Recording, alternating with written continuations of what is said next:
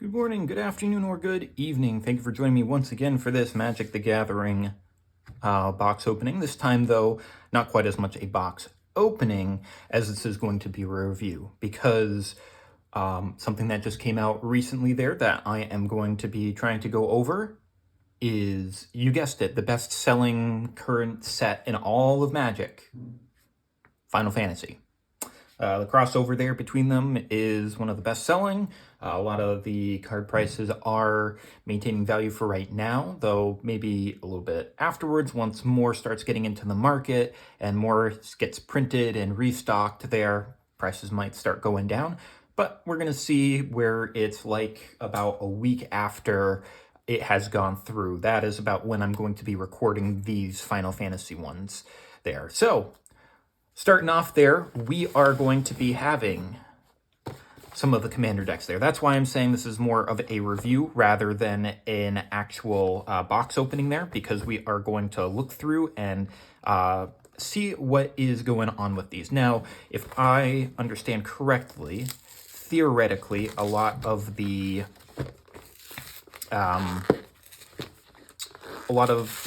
cards and whatnot should be relating to the Game of Origins. So this one being Terra should have more cards dedicated to Final Fantasy VI, where she was one of the characters. And I say characters and not main characters just because the game was interesting in that every kind of character had their own storyline that they went through. And while Terra could be seen as the de facto protagonist, if you had to just pick one, just based off of everything that goes through, other characters really also shine in that one as well. But we'll have the commander deck box there, like we do with all of them. This one having a little bit of Terra. Not necessarily the card art, but the one that we get on the front of the box there. And it's looking like, in addition to this here, we're going to be getting a little bit of the packet to kind of talk about it there. Some little cardboard cutouts there of some of the different characters here, but also getting up the Planeswalker symbol in the crystal, with those are all important. And we're also going to be getting a little collector booster sample pack. So we are going to put those off to the side, and we are going to be seeing what we might be getting at the very end, just because you could get something pretty good in those there. We don't know until we open it up, but we are going to get right in here and see what this one has to offer for us, and just kind of give a little bit of a review, since all I've really seen of these decks are just the commanders on them there. So that is what we are going to do. I'm just going to be putting off to the side here, and we will be looking at everything individually. Starting off, we're going to have Terra, the Herald of Hope, red, white, and black. So 3, pretty quick to get out. It's a 3/3 legendary human wizard warrior with trance, with at the beginning of combat on your turn, you'll mill 2 cards, and Terra will gain flying until end of turn. I'm expecting with that there's plenty of ways to be able to get cards into your graveyard. That milling is going to be pretty important, and hopefully it's on some of these other cards that are introduced in here. Whenever Terra deals combat damage to a player, you may pay 2. And when you do, return target creature with power 3 or less from your graveyard to the battlefield tapped. So not only are we going to see a lot of milling, hopefully we'll probably be wanting to see a lot of main cards there having 3 power or less there. It could have a little bit of parts in the toughness matters type of deal if you wanted to run red, white, and black instead of any sort of green in there. But there is going to be our main commander there, and it looks like for our secondary commander, we are going to have Celis Rune Knight.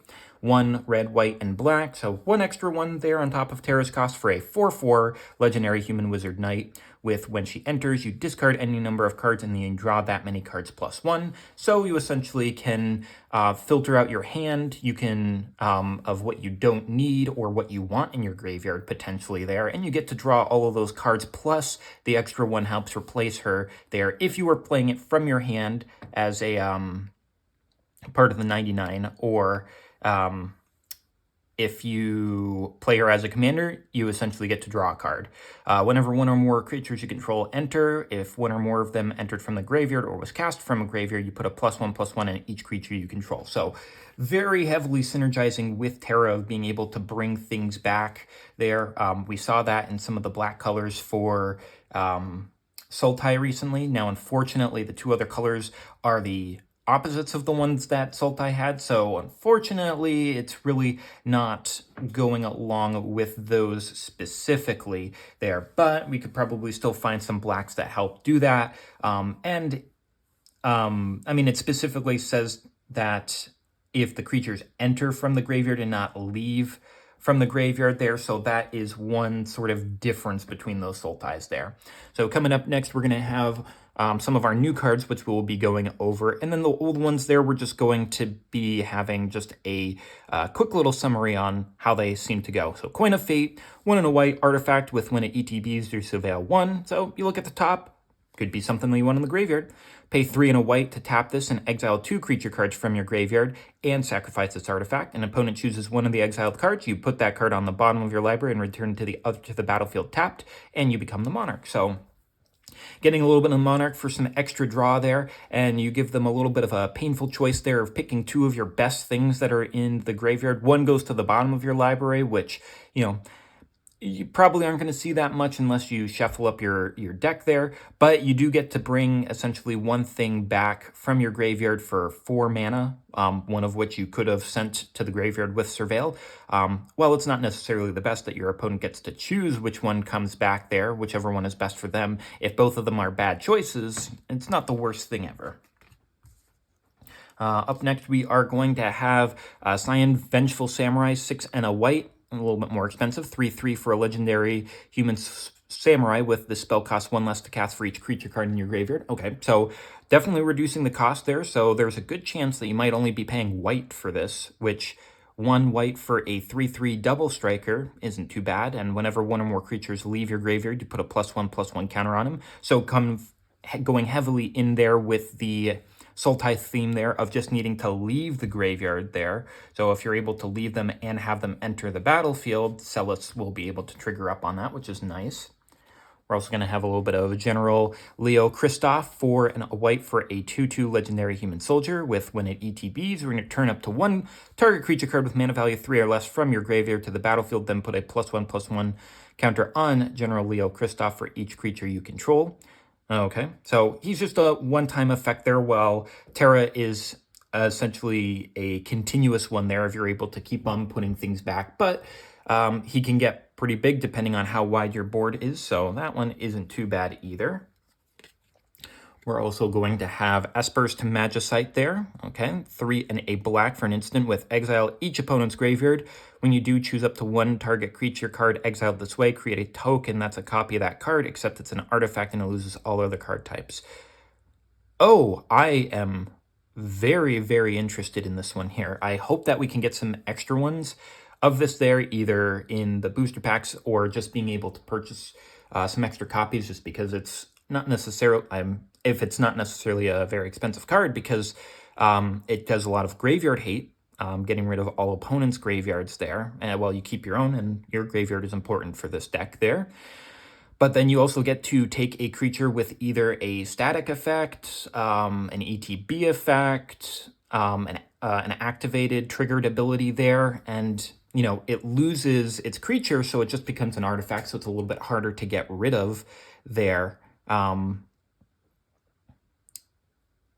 And I mean, if it's a artifact, if it's an enchantment creature or some other creature that's something aside from that there, it loses those types as well. So, but to get essentially 3 good effects potentially for only 4 mana is a pretty good rate, if you ask me. I really like that. Get a little bit of the Falcon Airship Restored, 2 and a black for a 4/3 legendary vehicle with crew 2.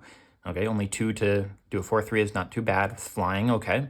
Whenever the Falcon deals combat damage to a player, you may sacrifice it. When you do, return target creature card from your graveyard to the battlefield. And you can pay 4 and a black to return this from your graveyard to the battlefield tapped. So, and it's an increased rate to bring it back from your graveyard, but it triggers Celeste very easily there for 5 of being able to put a +1/+1 on, well, technically it's not a creature unless you crew it, so actually it doesn't trigger Celeste. It'll help anybody else that has something coming out of the graveyard though, so I guess that's fine. I mean, sacrificing it does let you put the creature from the graveyard to the battlefield, so that does help it there. So it's just 5 to essentially be doing that effect over and over again there, which is not a terrible rate. It's not a great rate by any means, but repeatable is really nice on it there. Interceptor, Shadow's Hound, 2 and 2 black for a legendary dog 4/3 with Menace, and assassins you control have Menace, so a bit of an Assassin's Tribal there, putting in some Assassin's Creed, I guess. Whenever you attack with one or more legendary creatures, you may pay 2 and a black. If you do, return this card from the battlefield, from your graveyard to the battlefield tapped and attacking. That's a really good one too there. Just attack with one legendary creature and you can bring this back for 1 black less. I mean, it's tapped and attacking, but, some things like Celis, having that go off, everything gets a +1/+1 at that point there. The Cyan gets a +1/+1 on him himself. It's not too bad. Rejoin the fight, getting a little bit of the Espers on there with Terror being front and foremost there. 5 and black for a sorcery with mill 3 cards, more mill. Then starting with the next opponent in turn order, each opponent chooses a creature card in your graveyard that hasn't been chosen. Return each card chosen this way to the battlefield under your control. Okay, so essentially for 2 mana for each one, you're getting a creature. If you've curated your graveyard a bit there so that there is only certain cards in there that are good for you, that could be a very decent revival one for us. And then here's Shadow that we talked about with that Hound. Shadow, Mysterious Assassin, 2 and a black for a 3/3 legendary human assassin. So he'll get Menace if he is on the field with the dog there. Has Death Touch, always nice. Throw, whenever it deals combat damage to a player, you may sack another non-land permanent. If you do, draw 2 cards, and each opponent loses life equal to the mana value of the sacrificed permanent. Okay, that's not too bad there. I mean, if you do something like the Hound there, to be able to,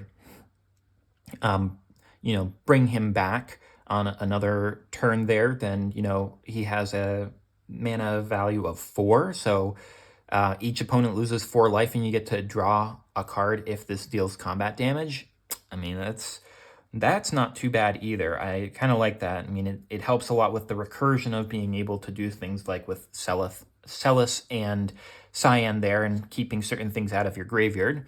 We also are going to have Siegfried, Famed Swordsman, 3 and a black for a 2/2 legendary human warrior rogue with Menace.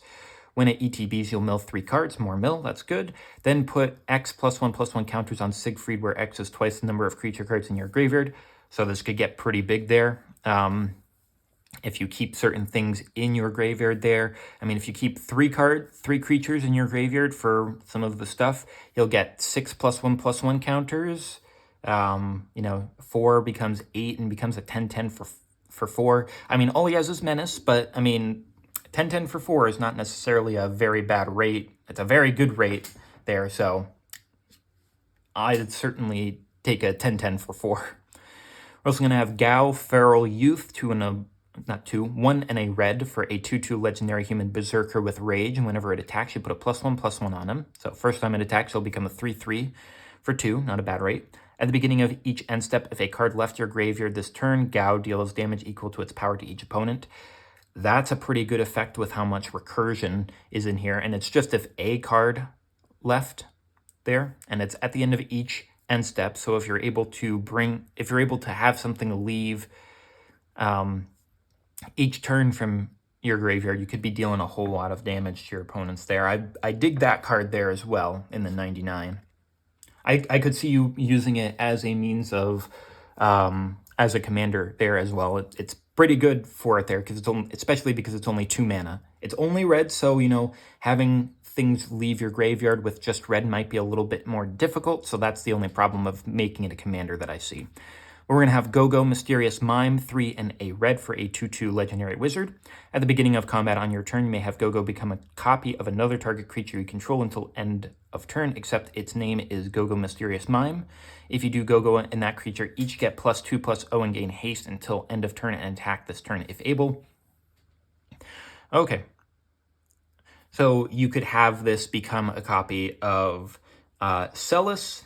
You could have this become a copy of Terra. You could have it become a copy of anything there because it's going to retain its name as Go-Go. It can become another legendary creature that you have that can trigger effects on it there, which, you know, you could make this, and it'll make them a little bit bigger there as well, but getting those double triggers can be really nice there. So again, something that I could see as both either 99 or Commander there.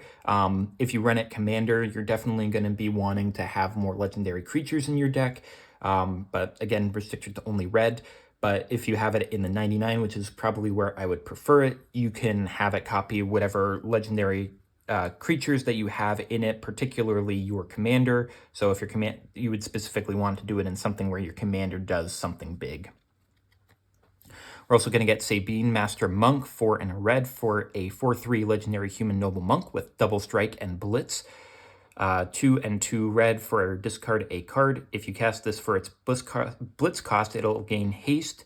And when this creature dies, you draw a card. Sacrifice it at the beginning of the next end step. You may cast this card from your graveyard using its blitz ability. Okay, so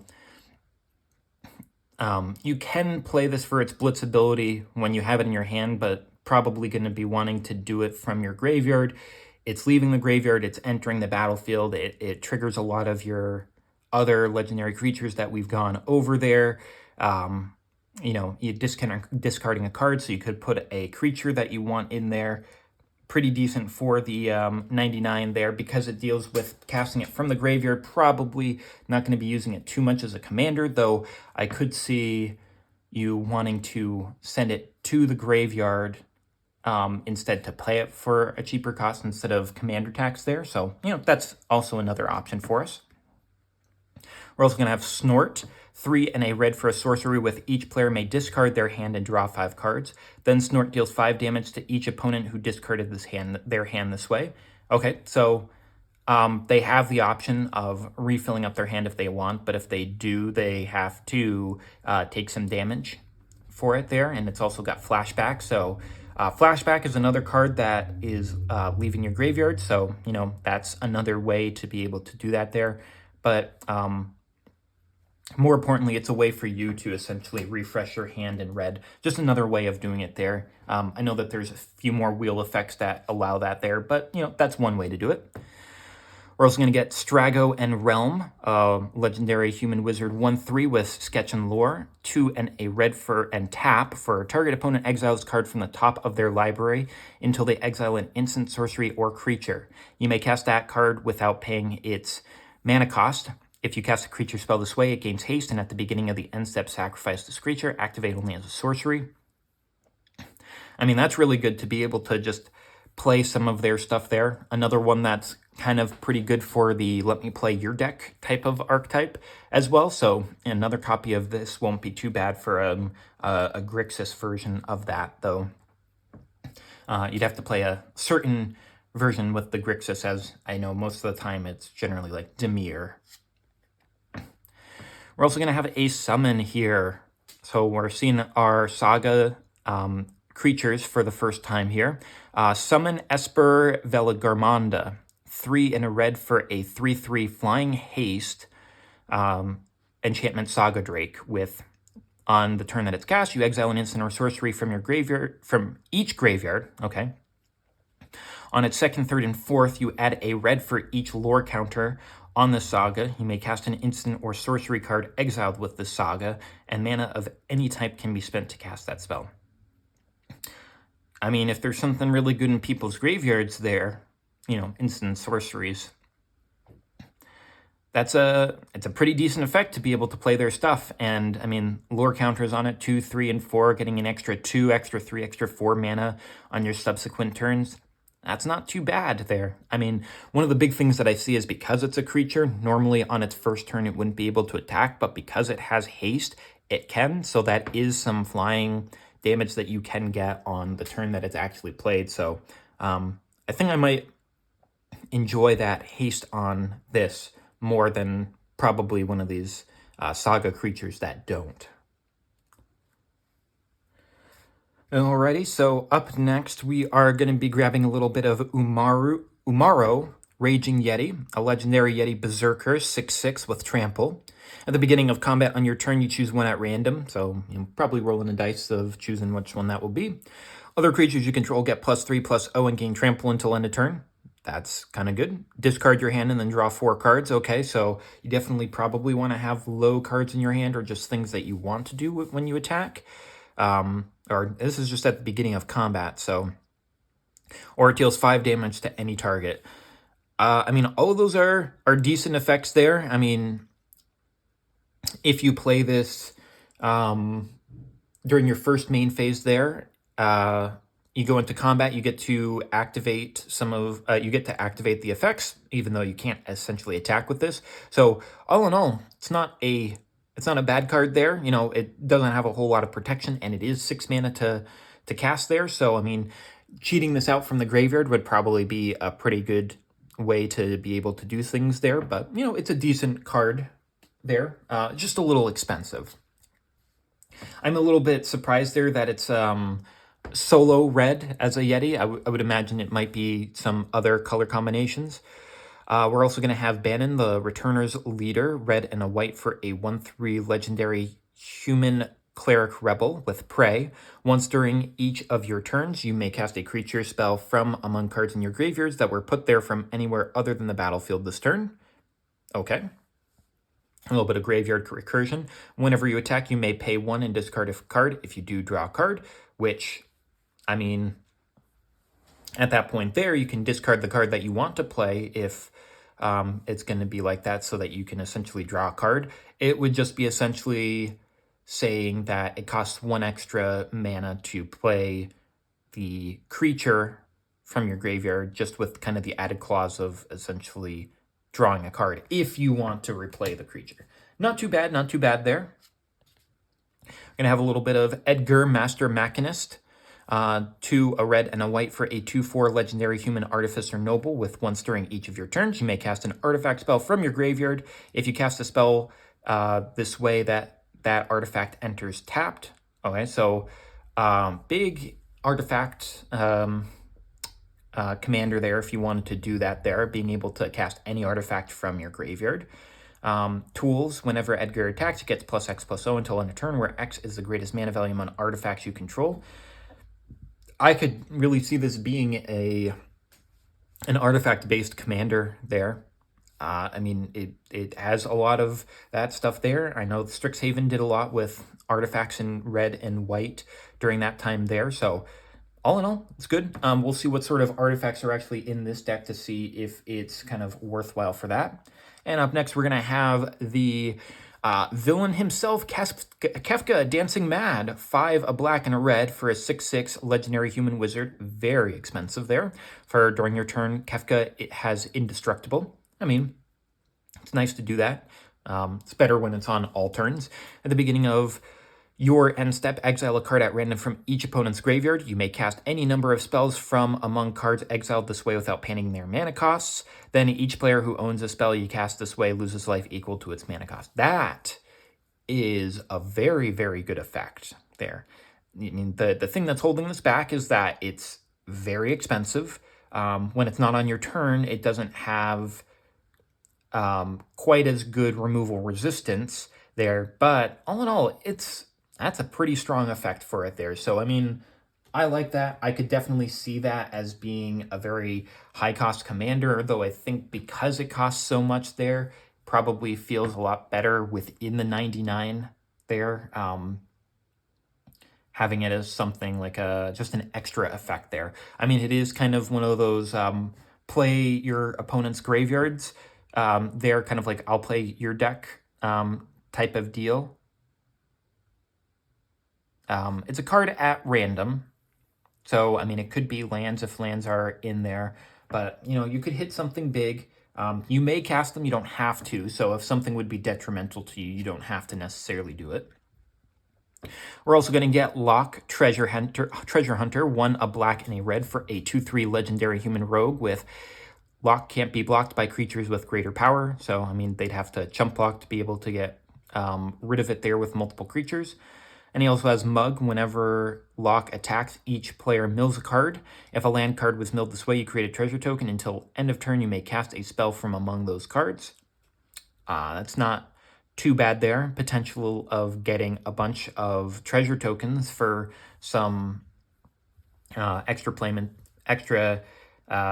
stuff there. Again, like, could see it as a cheap commander there, but maybe not a terribly powerful one, just because you're playing. You can play one thing from other people's stuff. Again, another one where it's like, oh, I'll play your type of deck, type of archetype there. So I'm interested in that there. A little bit of Mog, the Moogle Warrior, 1 a red and a white for a legendary Moogle Warrior. Fitting. 1/2 with Lifelink and Dance at the beginning of your end step. Each player may discard a card. Each player who discarded a card this way draws a card. A little bit of filtering, okay. If a creature was discarded this way, you create a 1/2 white Moogle creature token with Lifelink. Okay, so essentially another Mog, just without the effects. And then if a non-creature card was discarded this way, you put a +1/+1 counter on each Moogle you control. So here's a little bit of Moogle tribal there for me. So I'm going to be wanting to see if we can get a lot more Moogles in here, because we do have essentially like a Moogle Lord in this sense. So Moogles are my favorite race in Final Fantasy there, so I definitely want to see a whole lot more of them there. Probably won't be getting a ton of them there, because there aren't necessarily a ton of named ones, but getting some other just regular ones is fine. We're also going to have Setzer, Wandering Gambler, 1 a black and a red for a 2/2 legendary human rogue pilot with, when it ETBs, you'll create the Blackjack, a legendary 3/3 colorless vehicle artifact token with flying and crew 2. Okay, and free artifact, free vehicle that he himself can pilot. Good design. When a vehicle you control deals combat damage to a player, you flip a coin. Whenever you flip a coin flip, whenever you win a coin flip, create 2 tapped treasure tokens. Oh, it's unfortunate that he's in this color combination and not blue-red, because of the whole, what was it, the Secret Lair, heads I win, tails you lose deck there, of how many coins that it flips there. You'd have to swap it up to be able to get this in, but being able to create 2 extra treasure tokens just for winning coin flips is kind of good. So if you've got a coin flip deck there that is able to play black and red, Setzer seems like a good one to include in on there. Looks like we're also going to have the Warring Triad, 3 colorless for a 5/5, a legendary artifact creature god with flying, trample, and haste. And as long as there are fewer than 8 cards in your graveyard, the Warring Triad isn't a creature. So another way of trying to keep it from being a creature like some other gods. And you can tap this to mill a card, and target player adds 1 mana of any color. So you're going to be doing this for yourself there. Milling cards helps get this closer there, and being able to get some extra mana there is nice. Unfortunately, this does not have Indestructible, so it is a god that has a little bit more fallacy than something like the gods from Theros there. So that's all I see. So it's looking like potentially here we might be going into some of the cards that have already been reprinted. We've got Sun Titan here, which is going to be really good for Celeste specifically there, because whenever it enters or attacks, you get to return a permanent with mana value 3 or less to the graveyard. So it enters, triggers her, it has things leaving the graveyard, so that really helps things out with that. Tragic Arrogance is a big board wipe that takes out a whole bunch of stuff, and you get to choose which things get to remain around. I really like the Kefka art on this one here, where it's him in kind of his godly form. It's just a really... I like it as a removal spell there, especially when you don't have a whole lot of stuff there. But that's just kind of like a really good artwork there. Archfiend of Depravity there. End of each opponent's end step, they choose 2 creatures they control and sacrifice the rest, so they can't really keep a big board state there. They'll have to get rid of some of the things on their board, so nice to be able to control their board and get things into their graveyard. Reanimate there, being able to bring anything back there, really good. Really good spell to bring things back. So we'll always take more. Reanimates there with just how good it is, and with how much we're putting into other people's graveyards as well as our own, it's good. It's good for Celeste, whatnot there. Rise of the Dark Realms, another good one there, returning all creatures from all graveyards there under your control. Triggers Celeste, triggers remove cards coming out from the graveyards there. So really good card, and it's in here, and it does good things with other things. Sepulture, Primordial there. This is back from the Return to Ravnica block there, I'm pretty sure. Maybe? I think so. When this ETBs for each opponent, you may put up to 1 target creature card from that player's graveyard on the battlefield under your control. So another kind of big return spell there, where you get 4 creatures for the price of 1 there. So it's 7 if you count this as 3 mana there. Then you're left with 4. So actually, it's 1 mana for this 5/4, and then it's 2 mana for every card that comes back, or it's 4 mana for this and 1 for each that comes back. It's a very good rate that you get there. We're also going to get a little bit of Combustible Gear Hulk there. Target opponent can have you draw 3 cards. If they don't, you mill 3. So either way, you get 3 further into your deck, and then this deals damage to that player equal to the total mana value of all those cards there. So they either let you draw 3, or they could potentially take a whole lot of damage. Flayer of the Hatebound Undying is able to come back there. When this creature or another enters from your graveyard, it deals damage equal to its power to any target there. So something, again, that goes well with Celeste of things that come back. It includes this with its Undying there, so it can deal damage when it comes back. Ruin Grinder there. When this draw dies, each player may discard their hand to draw 7 cards. So, you can't get a lot of stuff into graveyards and refill up your hands that way. Bedevil to destroy. One thing there, some just targeted removal. Legions to Ashes, exiling 1 thing in all tokens that share the same name as that permanent there, so you can get rid of a very specific token if you want to, or if they're creating tokens of a specific creature, you can get rid of all of those there. So some more targeted removal, essentially. Priest of the Fell Rites, this has Unearth, so it can come back there, activate Celeste and the other ones there. Tap, pay 3 life, sack this creature, return target creature from your graveyard to the battlefield. So for 3 life, you just can get any creature essentially for 3 life and a white and a black, which is pretty good. And, you can also unearth it and do the same exact thing there. So this is triggering in multiple ways. All of those relieving the graveyard and returning to the battlefield. Having a little bit of Ruinous Ultimatum to destroy all non-land permanents. Opponents control, not you. So one-sided board wipe, always really good there. It's very restrictive on its color casting there, but it's getting a little bit more of that Kefka Palazzo art there. And Kefka always has the drip and the colors there. So good artwork there of him. Definitely love that. Key to the City, allowing creature to become unblockable there. You're discarding a card, so if something's in your graveyard, you can get there.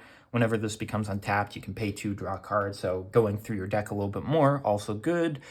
Sad Robot there, to be able to get your basic lands and dying to draw a card, always good. Battlefield Forge, a little bit of mana fixing, just, in its certain way there. So we're getting into the lands there, unless you control mountain or plains, that's decent there. Desolate Mire does some mana fixing on that one there. Enters tapped unless you have Swamp or Mountain, always good. Exotic Orchard lets you play stuff your opponents had.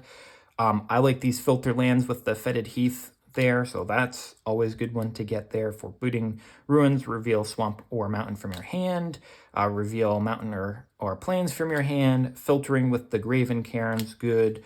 High market, sacrificing creatures, gain 1 life. You can do that to be able to bring stuff back there, so that's always nice with this. Isolated Chapel, tapped unless you have plains or swamp. Filter for red and white, that's good. Filtering a little bit with Shadow Blood Ridge is nice. Reveal plains or swamp with Shine's Shadow Snarl. Smoldering Marsh, tapped unless you control 2 or more lands. Sulphurous Springs, the damage land, a little bit mana fixing with Sunscorched Divide.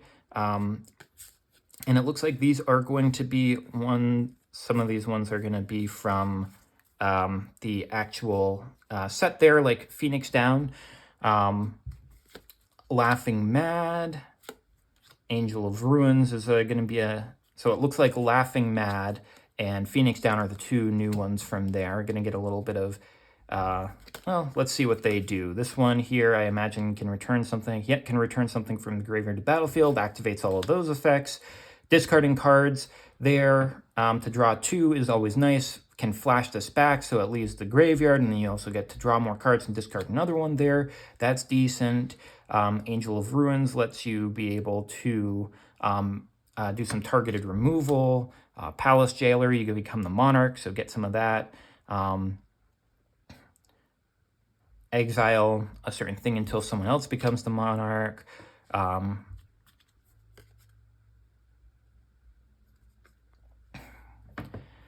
And I mean, if you kill this and you bring it back, you can become the Monarch there again and exile another thing. That's nice there. Morbid Opportunist. You get to draw cards when creatures die. Only triggers once a turn, though. It's still fine. Night Whispers, draw cards, lose some life. Pitiless Plunderer. Creature you control dies, you get a treasure. That's nice. Stitch Together, return creature from the graveyard to the hand. If there are 7 more cards in your graveyard, though, you return to the battlefield, which is what you would generally prefer because of all of the stuff there. Milling 3 cards, Stitcher Supplier is always a good one there. Anger in the graveyard is always good, gives everything haste. Big Score, one of my favorite new cards that, from the past few years, like since 2020 there. Discard a card, you draw 2 and get 2 treasure tokens, always really nice on that one there. Crackling Doom, 2 damage to each opponent. They sack a creature with the greatest power, so it could be... It's a way to do essentially targeted removal without actually targeting them, so if they've got hexproof or whatnot there, it's a way to get around that. Targeted removal, mana ramp there, mana ramp with that one there. I like the egg on it there, and Arcane Signet is nice with that kind of crystal ball. Meteor Golem to do some targeted removal, though probably is not the one that I would really decide to have in this one here. Milliken to help mill some of your cards and also get mana. Mind Stone, nice little tiara there for, this looks like Celis as well. A little bit more mana ramping. Soul Ring there, really, really nice artwork on that. Looks like some big magicite there. That's really nice. Swiftfoot Boots with some slipper and really nice slippers there. Swift Boots, always a really good one to have there, along with... what's the other one there? Swiftfoot and Lightning Greaves there. So this is one of the good ones. The Lightning Greaves, I think, is the preferred one there, though this has hexproof while Lightning Greaves have Shroud. Talisman for, getting a couple of talismans to help with mana fixing there.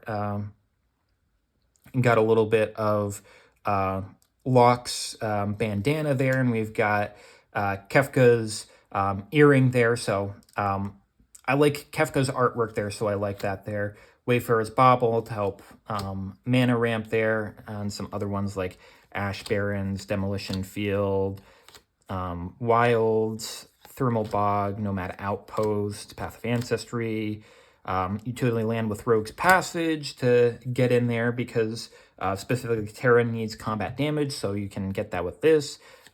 More mana fixing with Sacred Peak, Sunlit Marsh, Command Tower, and then we've got our full art lands from the sets as well as our different artifacts there. I'm surprised that we have 2 of these blackjack ones there. I mean, and they have 2 monarchs in the back. I mean, I guess it's so that we can have each one, but I would imagine we could have had something else on the back there. Copies and Mughals and treasures and more Mughals. So lots of Mughals there. We really enjoy that. So all in all, I think that this deck really synergizes with itself very well. We have a lot of things that deal with putting creatures into graveyards there.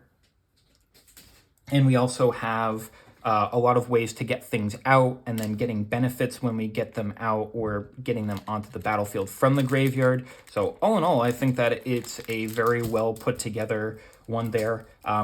Obviously, there are always ways to improve upon these there. The biggest one is in every single case, it's going to be the mana base. But that's kind of a very predictable thing on it there. So I really enjoy it. I think that it's a really nifty one there for Mardu to do. So I could definitely see myself utilizing that one. And up next, after that, we're going to have Cloud X Soldier in Limit Break. So if you notice, we're just essentially going to be going in order of the chronological number. So we started off with 6. We're going to do 7. After this, we're going to be doing Tidus's with number 10. And then at the very end, we're going to be doing Ishtola's with 14 there. I'm doing it this way because I know a lot more of 6, 7, and 10 than I do of 14 because I have played absolutely nothing of 14. So that's a big one there. So getting the little cloud art there, and we're getting a little bit of Cloud and Tifa there. Always really nice together there. Pull out our little one that we're going to be opening up afterwards. And we're going to have our actual deck there. Okay, so Cloud, Cloud, Cloud. What is going to be our theme for you today?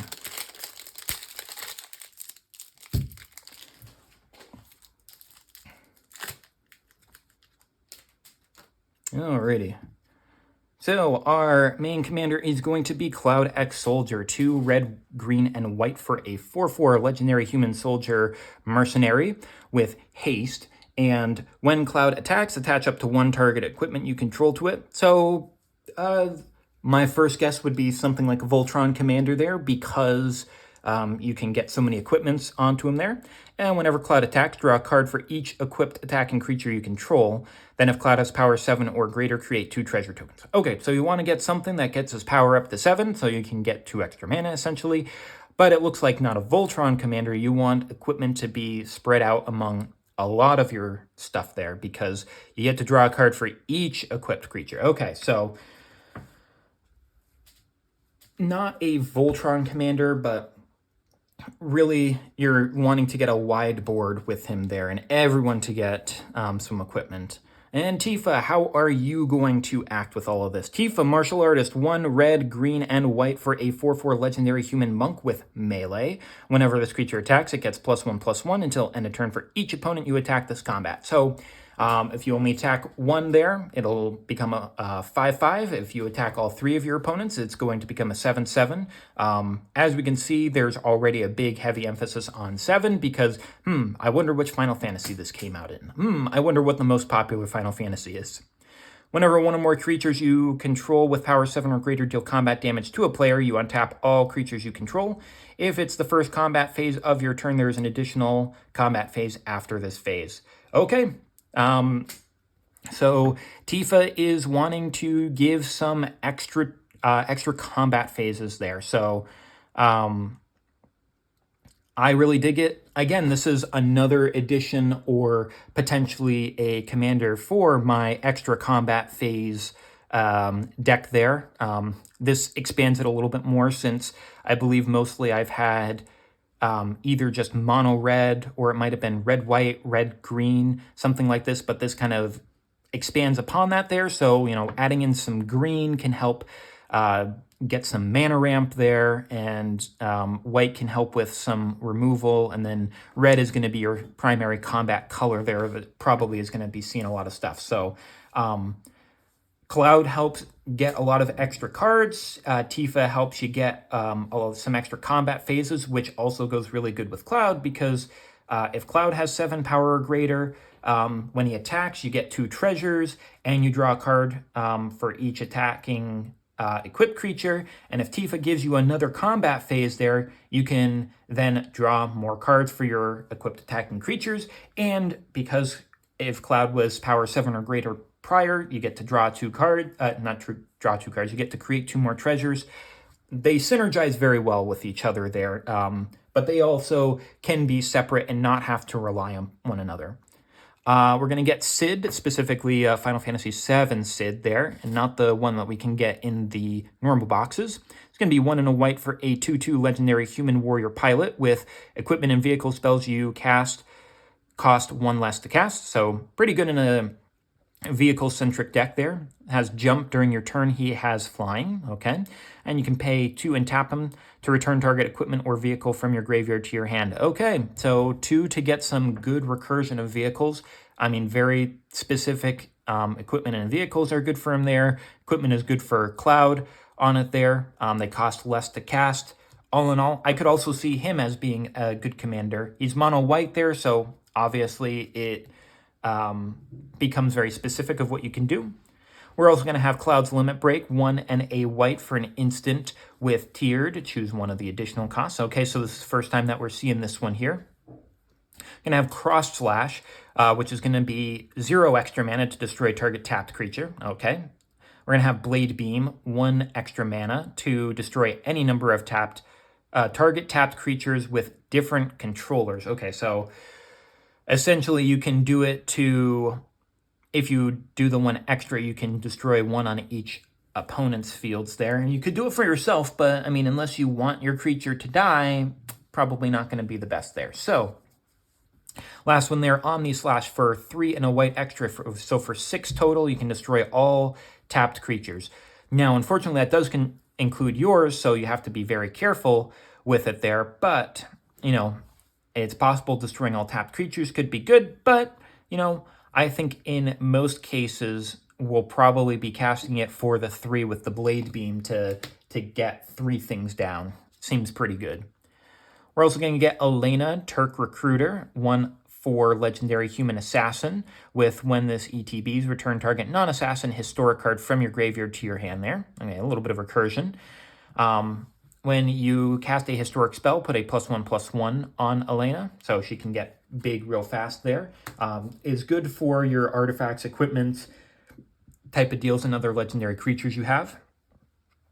We're also going to be getting Heidegger, Shinra Executive, 3 and a white for a 3/3 legendary human soldier, with at the beginning of combat on your turn, target creature you control gets +X+0 until end of turn, where X is the number of soldiers you control. Okay, so a little bit of horde mentality there. At the beginning of your end step, create a number of 1/1 white soldier creature tokens equal to the number of opponents who control more creatures than you.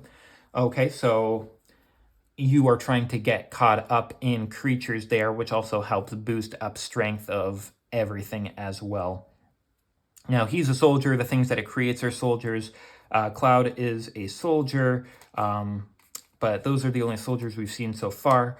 I could see it there as one of those catch-up type of decks there, where you could also use it in an aristocrat strategy of sacrificing those ones that come up there to be able to get your effects, and then when it comes around, it's like, oh, I've got less creatures, I'll create more type of deal. We're also going to get a little bit of Hella Trooper, 1 and a white for a 1/2 human soldier, another soldier there for us. Flying with whenever this creature attacks, another target attacking creature gains flying until end of turn, so give something else a little bit of evasion. And equipped abilities, you activate that target this creature costs 2 less to activate, so really helping out with the Cloud there of being able to get this equipped a lot easier and playing them a lot easier with Sid. So, this goes in really well with Cloud, not as much Tifa. Soldier military program, 2 and a white for an enchantment with at the beginning of combat on your turn, you choose 1. If you can control a commander, not just yours, but just any commander, you may choose both instead. You can create a 1/1 white soldier creature token, or you can put a +1/+1 in each of up to 2 soldiers you control.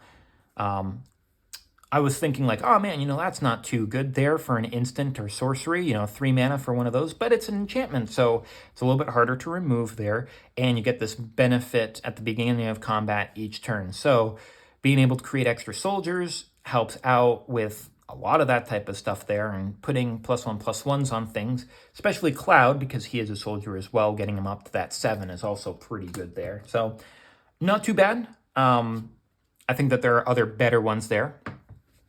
Ultimate Magic Holy, trying to stop that meteor there. 2 and a white for an instant with permanents you control, gain indestructible until end of turn. If this spell was cast from exile, prevent all damage that would be dealt to you this turn.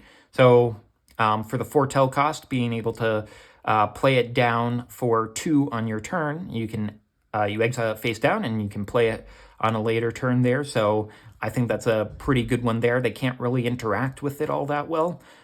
So 2 up front, and then you can pay this later on to prevent combat damage to you, as well as give your stuff indestructible. So there's a few different ways that that could assist with all of that there. We're going to get Avalanche of Sector 7, 2 and a red for a legendary human rebel star 3 with Menace. And Avalanche of Sector 7's power is equal to the number of artifacts your opponents control. Right? Gets bigger for opponents' artifacts, and whenever an opponent activates an ability of an artifact they control, this deals 1 damage to that player. Ooh, we'll get to ping them for using their stuff. That's pretty nice. And what was it there? I think that it was revealed that she was an actress there, which is why she always looks so pretty. It makes kind of sense there. So kind of hoses other sorts of artifact strategies. Kate Sith, Fortune Teller, 3 and a red for a 3/3 legendary artifact, Cat Moogle. Really like our Moogles there, but he doesn't really look too much like a Moogle. Lucky Slots, at the beginning of combat on your turn, you scry 1, then exile the top card of your library. You may play that card this turn, and when you exile a card this way, target creature you control gets +X+O until end of turn, where X is that card's mana value. Okay, so pump up something like, let's say, Cloud, and you get to determine the thing that's on top there because of the scry a little bit, so helps a little bit there. So, that's always a nifty little one there as well. Summon Kujata, 5 and a red for a 7/5 enchantment Saga Ox with Trample and Haste. Another one that has haste that seems pretty good. It's a little bit expensive, so what does it got? So when it ETBs, it will deal 3 damage to up to 2 target creatures there. Okay, so double lightning bolt. On its second turn, it gets ice up to 3 target creatures can't block. Okay, and then fire on the last one there. Discard a card, then you draw 2 cards. When you discard a card this way, this creature deals damage equal to that card's mana value to each opponent there. So discard something big, and they get to take, and then they take a whole lot of stuff there. So that's not too shabby either. Oh, it looks like we're getting the opposite of Holy there. We're getting Ultimate Magic Meteor. 5 and a red for a sorcery with this will deal 7 damage to each creature. If this spell was cast from exile, for each opponent, choose an artifact or land that player controls and destroy the chosen permanents. Okay, and it's got the same foretell abilities that Holy did. So it'll deal 7 damage to each creature. If yours are powerful enough, they might not die, especially with all the +1/+1s and equipments that they have, they might not die. And again, you want to do it with its foretell, because then you get to destroy an artifact or land each opponent controls there. So a little bit of hosing there, a little bit of targeted removal on top of the kind of mass removal there is nice. And we're also going to get a little bit of Vincent, Vengeful Atoner, 2 and a red for a 3/3 legendary assassin with Menace. Whenever 1 or more creatures you control deal combat damage to a player, you'll put a +1/+1 on Vincent. So let's see here. When it does when 1 or more creatures you control deal combat damage to a player. So I think that you can only get the 1 a turn. I don't think that you can get 1 for each player there. So that's the only problem there. It could be, which would be really nice, and you could grow them up fast, but I think that you can only get 1. Chaos. Whenever Vincent deals combat damage to an opponent, it deals that much damage to each other opponent if Vincent's power is 7 or greater. Okay, so more of the 7, and being able to deal a lot of extra damage to other people seems really nice. Going to get a little bit of Yuffie Materia Hunter, 2 and a red for a 3/3 legendary human ninja with ninjutsu, 1 and a red, to If a creature is unblocked, then you can return it to your hand and play this for its ninjutsu cost. And when this ETBs, you gain control of target non-creature artifact for as long as you control Yuffie. Then you may attach an equipment you control to Yuffie. Okay, so you can help out with the cloud stuff there. If you've got another thing that you're returning to your hand there that you get to draw an extra card. Well,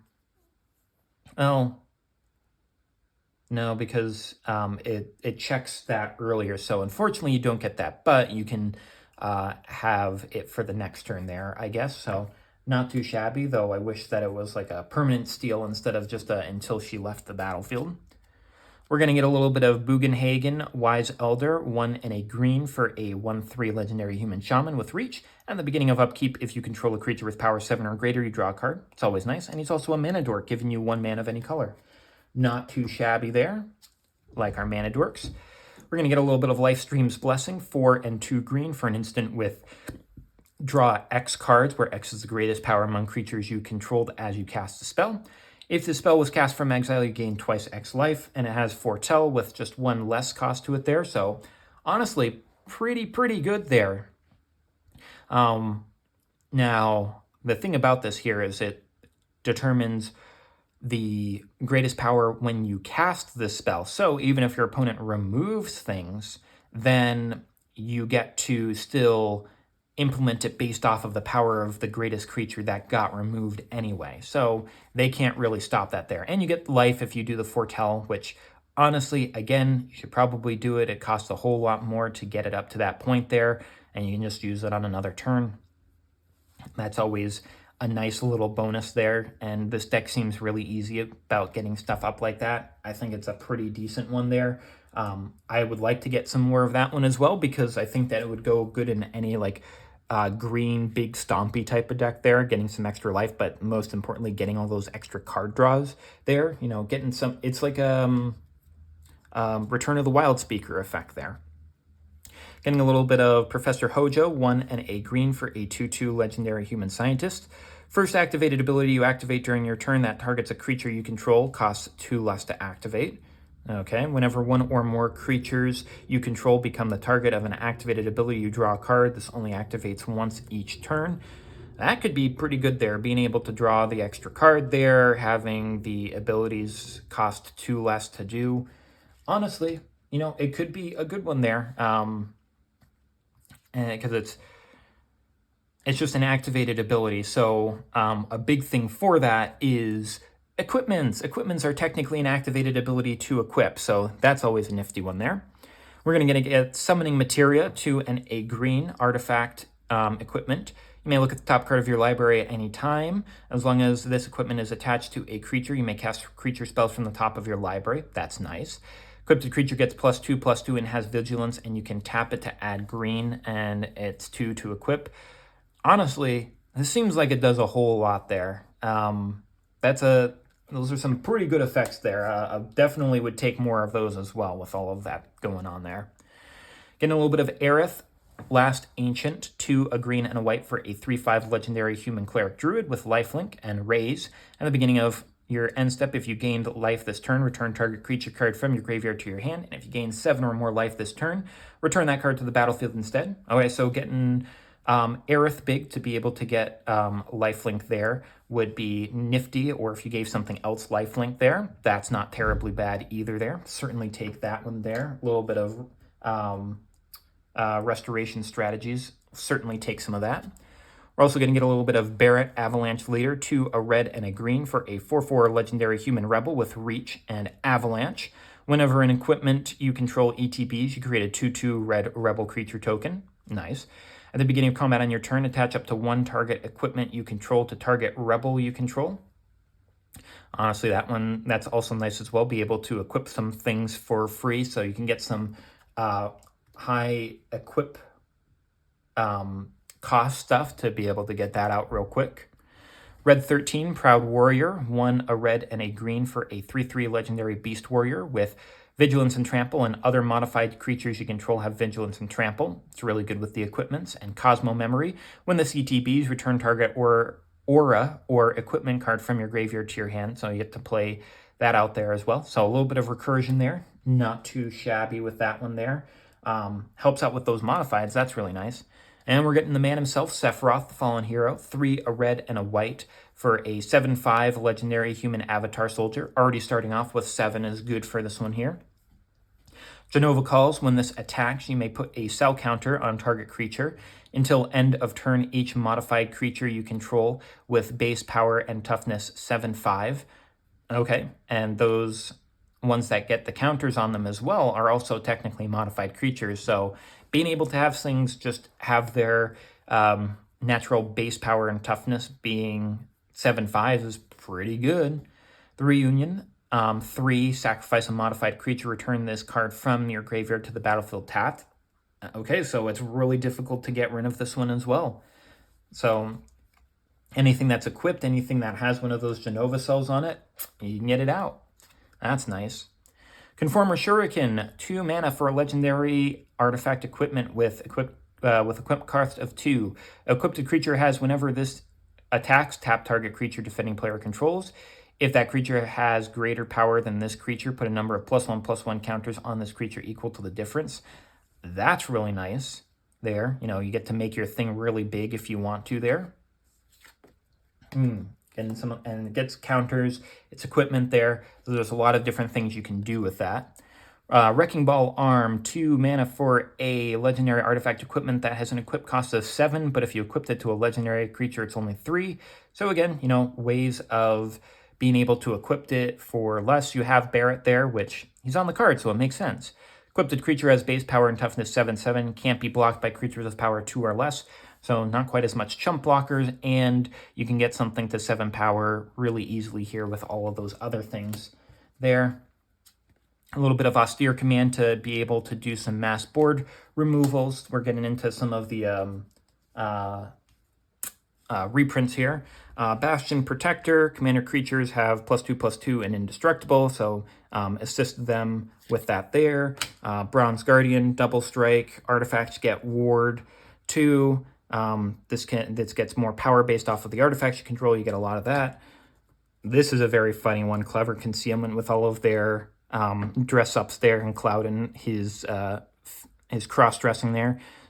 Convoke, any number of target non-land permanents you control phase out, so you're able to protect your board there. Pure Steel Paladin, equipment enters, you get to draw a card. If you have 3 or more artifacts, it costs 0 to equip things. That's always really good. Unfinished Business, turn target creature card from your graveyard to the battlefield and return up to 2 auras or enchantments from your graveyard attached to it there for 5 mana is pretty good there to bring stuff back. Vanquish the Horde there. A little mass removal there. Chaos Warp, gonna singular removal just in a weird way. Hellkite Tyrant there. Deals damage, gain control of all artifacts that player controls, and that's permanent. At the beginning of your upkeep, if you control 20 or more artifacts, you win the game. So you get in a little bit of your alternate win conditions on that one there. Definitely a downgrade, though. It used to be a mythic. Now it's a rare there. Oh, Professional Face Breaker is another good one there. Dealing combat damage to players. You get treasure tokens. You can sack treasures to be able to, what's that called there? Like Impulse Draw there. Decimate to destroy a few target things. Armory Automaton there. You can attach a number of target equipments to it there. It's kind of meh. Champion's Helm gets +2/+2, and if it's legendary, it has hexproof there. Kind of nice one there. Oh, Conqueror's Flail, yeah. +1/+1 for each colors among permanents you control. If it's attached to a creature, your opponent can't cast spells during your turn, so you get a little bit of that. I keep on forgetting what it's called there. It's the 2/2 for 2 white there that I had pulled from the Outlaws of Thunder Junction there. I know you know which one I'm talking about there. But yeah, giving it that effect is always really good. Darksteel Plate gives something indestructible is nice. Not the greatest thing though, but it's nice. Inspiring Statuary, non-artifact spells you control have Improvise, which is also really good with all of the different artifacts that you have in here that you can tap that you don't need to. Sword of the Animist is another good one there, being able to help you ramp. Also gives a little bit of bonus. And into the lands, we're going to get some mana fixing for damage. Bonder's Enclave, get to draw cards, power 4 greater, damage fixing, double land, Exotic Orchard, filter, double land, filter, getting rid of graveyards, so a little bit of support there. Slayer Stronghold, giving one thing vigilance and haste there, so anything that you put out that you want to attack with instantly is nice. Spire of Industry, get some mana fixing there if you control an artifact. A little bit of mana filtering, dual land mana filtering there. And from our normal stuff, we're going to get a little bit of Zach Fair. Makes sense that he'll be in here. 1 white for a 0/1 legendary human soldier. Enters with a +1/+1 counter on it. You can pay 1 to sacrifice him for target creature you control, gain destructible until end of turn. Very sad for Jack. Put Zach Fair's counters on that creature and attach an equipment that was attached to Zach Fair to that creature. So that's very nice, being able to just instantly equip something there and all of its counters remain there. That's nice. Barrett Wallace, 3 and a red for a legendary human rebel with reach. So you get 2 Barretts. When this attacks, it deals damage equal to the number of equipped creatures you control the defending player. So this goes very well with Cloud on it there. And then whenever it attacks, so if you get the bonus attacks with Tifa, you can get some extra ones there. Dispatched to tap a creature. If you control 3 more artifacts, you exile at those. So a little bit of removal. Secret Rendezvous. I don't know if there's different ones that you can get through, like if it's random of which ones that you get in the decks here, or what there, or if you get all of them there. I know that there's 4 different ones. Tifa, I think, is the best one there. I do like Yuffie's as well. But yeah, getting to have a couple of people draw some extra cards is fine there. Give the person that's in last a little bit extra, that's nice. If you control power 4 or greater, exile top card of your library. You can play that until you exile another card with this enchantment, so that's always nice. Get a little bit of impulse draw. Vandal Blast is always a decent one there, getting rid of all of the artifacts opponents control. Cultivate for a little mana ramp. Harmonize for drawing cards. More mana lamp with Nature's Lore. Mana ramp with rampant growth. Behemoth Sledge to get some good equipment in there. +2/+2. Trample and haste. Not trample and haste. Trample and lifelink. It's nice. Arcane Signet being the materia that it has in there. That's nice. Colossus Hammer. This was one that I was hoping was in there because it's got a big equip cost there, but there are different ways to get that in for free. So giving something +10/+10, not too shabby there. Explorer's Scope, getting a little bit of mana ramp potentially. Hero's Blade to give something some more power. Whenever a legendary creature you control enters, you may attach this spell to it and it gives +3 power, which gives Cloud 7 power. So when he ETBs, if you have this out there, it equips. He's got the 7, he has the haste, you can instantly do his stuff. That's nice. Hero's Heirloom to give things trample and haste if it's legendary and a little bit more stats. Lightning Greaves, the ones that we were hoping for there. We got that. That's nice. Mask of Memory to be able to draw some extra cards there. Skull Clamp, also drawing some extra cards by getting rid of your own stuff there. Always a wonderful card. Soul Ring looking like a good bit of materia there. We'll certainly take that. Trailblazer's Boots there. Non-basic land walk there. So essentially, they'll always be able to attack in for without needing to get blocked there, because it's very rare for people in Commander not to just have only basics. A little bit of Ash Barrens, Evolving Wilds, Jungle Shrine for different mana, Path of Ancestry, dual land Raining Grove, dual land Sacred Peaks, dual land Woodline Ridge, a little bit of Command Tower, and then we've got our lands that will be coming along with this, and it's only fitting that we have 7th Heaven in this deck there because of that, and getting some soldiers from Soldier. A little bit of Foretell cost there, really nifty one there. Treasure, and probably get some other ones there. Treasures and a bunch of Rebels as well. So all in all, I think that this deck is very much a, hey, look at the 7, look at the number there. I don't think that this one synergizes quite as well as the as the Terra deck does, the Esper deck. I certainly think that it's good. I just don't think that it's quite my style there, as opposed to what Terra has to offer. So all in all, you know, everything's good so far there. I just preferred the Terra. Next up, we're going to have our little Blitzball commander, Tidus, showing up, being able to show off all of our Final Fantasy X representatives there. Get this one on open up.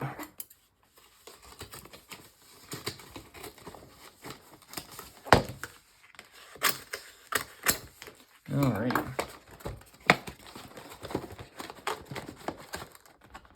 Come on. There we are. Okay. Hadn't seen one of those in there yet. Okay. And the little Tidus. We got our deck box there. We got our actual deck. We've got Tidus and Yuna as our main cast there. And we're going to take out that nifty little one there. Alrighty, and we're going to get into Final Fantasy X there, another real popular one. Alrighty, let's see what we are going to end up getting there. So our primary commander is going to be Tidus, Yuna's Guardian, 3 a white and a blue for a 3/3 legendary human warrior with, at the beginning of combat on your turn, you may move a counter from target creature you control onto a second target creature you control. Always nice there, being able to move things where you need them to be. Indestructible, flying, anything there. Finality. You can put on something that you don't need, like a token that will already go away. And Sheer, whenever one or more creatures you control with counters on them deal combat damage to a player, you may draw a card and proliferate. Do this only once each turn. Okay. And that's always a really good one there. Getting to proliferate and you get to draw a card there. That's not too shabby there. So right off the bat there, it really seems like we're going to be going for some some counters here. So we're going to be looking to see what can give us counters in this. We're going to get a little bit of Yuna, Grand Summoner, also the 1 green, white, and blue for a 1/5 legendary human cleric. With Grand Summon, you can tap her to add 1 mana of any color, and when you next cast a creature spell this turn, that creature enters with 2 +1/+1 counters on it. So you can make something a little bit bigger. Whenever another permanent you control is put into a graveyard from the battlefield, if you had 1 or more counters on it, you may put that number of +1/+1 counters on target creature. Okay, so even if it was something like a flying Death Touch counter there, you get still that number extra of +1/+1s on a certain thing. And if something keeps on dying, you can keep on putting those around. So again, Yuna seems to really help out there with the +1/+1 counters there. So both of them deal pretty heavily with counters there, so already seeing some good synergy. Getting a little bit of Orin, Venerated Guardian, 3 and a white for a 2/5 legendary human spirit samurai with vigilance and shooting star. Whenever Orin attacks, you put a +1/+1 counter on him. Already getting +1/+1 counters, it's nice. And when you do, exile target creature defending player controls with power less than Orin's power until he leaves the battlefield. So you can kind of get rid of some things until he's gone, but he's getting +1/+1 counters there, so that's some extra counters. And we can also be proliferating stuff. That's nice. Some Chocobo Knights, 3 and a white for a 3/3 human knight with, when you attack creatures you control with counters on them, gain double strike. More support there for that, giving something double strike. And, you know, it's giving a lot of stuff double strike potentially. That's nice. Gata and Luzu, 2 and a white for a 1/1 legendary human soldier with flash. When this ETBs, choose target creature you control. If damage would be dealt to that creature this turn, prevent that damage and put that many +1/+1 counters on it. That's also really nice there. Getting a lot of things on there and preventing combat damage. You get to essentially grow it by the damage that they would take there. And it's all damage, and it's this turn, so if more damage would be dealt to that creature, which you could incite yourself if you wanted to, then it'll get that many more +1/+1s on it. Oh, that seems like a pretty good one there. Up next, we're also going to get Lord Jiskel Guado, 1 and a white for a 2/1 legendary spirit cleric with flying, and at the beginning of your end step, if you put a counter on a creature this turn, you investigate. You know, get in some extra potential draws. More counter synergy. Okay. Protection magic, 1 and a white. Put a shield counter on each of up to 3 target creatures. So more shield counters, and with proliferate, if you're able to do this before you're able to get that proliferation there, then, you know, you can put some extra shield counters on stuff, and you could move things around with Tidus if you really wanted to there. So if you have multiple shield counters on one guy and you want to move it around, you can certainly do that there. Really, really good one on that as well. Summon Ixion, 2 and a white for a 3/3 first strike enchantment saga unicorn. So this one does not have haste, so it cannot attack on its first turn. Arrow Spark, exile target creature an opponent controls until the saga leaves the battlefield, so temporary there. On its second and third, put a +1/+1 on each of up to 2 target creatures you control. You gain 2 life there. So this is only, it seems, attacking on the second turn there. So that's the only problem that I see with some of these summons. It's like you get the effect on the first one there, you get to attack only one time, and then on the third one it gets sacrificed. So that's like the biggest problem that I see with these ones here. You're getting some +1/+1 counters. We're still getting counter synergy, which is really, really nice. And we know there's a bunch of those in New Capenna, so we could also be looking at that. We've also got Summon Yojimbo, 3 and a white for a 5/5 Enchantment Saga Samurai with a Vigilance. So this one's around for 4 turns, so you get to essentially attack with it twice if you want to. When it ETBs, you exile target artifact, enchantment, or tapped creature an opponent controls. Not until it leaves, so I like that a little bit better. I mean, it's only 1 more than this. And it's around for an extra turn there. So for 1 extra mana, it seems like it's doing a whole lot there. I mean, it doesn't have first strike, but it has vigilance, so it can also be as defender if you want to. On its second and third, until your next turn, creatures can't attack you unless their controller pays 2 for each of those creatures. So that's really nice there. That's like a propaganda effect. We love those. And on 4, create X treasure tokens, where X is the number of creatures number of opponents who control a creature with power 4 or greater. So this is the first one that doesn't have the counter synergy, but it does a whole lot. So I mean, I don't think that we necessarily mind that it doesn't have those there. It just seems like a really good card in general. Summoner Sending, 1 and a white for an enchantment with, at the beginning of your end step, you may exile a creature card from your graveyard. If you do, you create a 1/1 white spirit creature token with flying, and you put a +1/+1 counter on it if the exiled card's mana value is 4 or greater. So you can get rid of things to get some extra creature tokens. You know, you get more counters out there. That's always nice. With Yuna, you can you'll be able to keep those even if that token dies. So that's nice. Blitzbrawl Stadium. Oh yeah.